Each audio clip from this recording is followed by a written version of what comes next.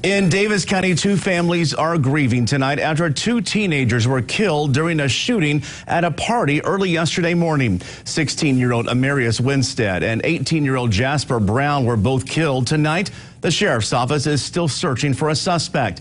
Eyewitness News' Amelia Young spoke to the mother of Daviess about her loss. I just can't believe it. At 32, I have to endure that for my 16-year-old. Losing a child is a feeling April Winstead never thought she'd have to experience. He just knew he wanted to be an entrepreneur. He really didn't know of what sort, but just, from me trying to run a small business. Her world was turned upside down on Saturday when her 16-year-old son, Mari, was shot and killed at a party in Whitesville. He was a great big brother. He loved fashion. He loved to look nice and, smile. The pain is unbearable, but she says friends and family are there to help. And they haven't left my side. That helps because I'm afraid to go home. I'm afraid to go home and be by myself.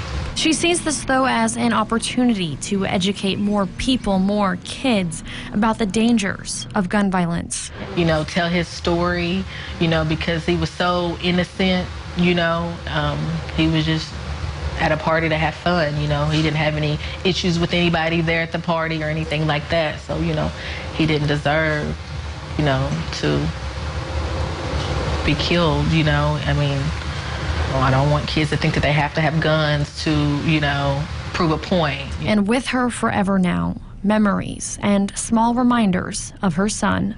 He wore this the night he died because it's like one last piece, I plan to go to his room and see what shirts I can fit and just, wear his shirts, Can't fit his shoes too bad, but when I'm up to it, I plan to, like I said, go to his room and find just little things. In Daviess County, Amelia Young, Eyewitness News. And the Winstead family does have online fundraisers to help with the funeral cost. You can find links to those on our website, tristatehomepage.com. There are still no arrests in that case.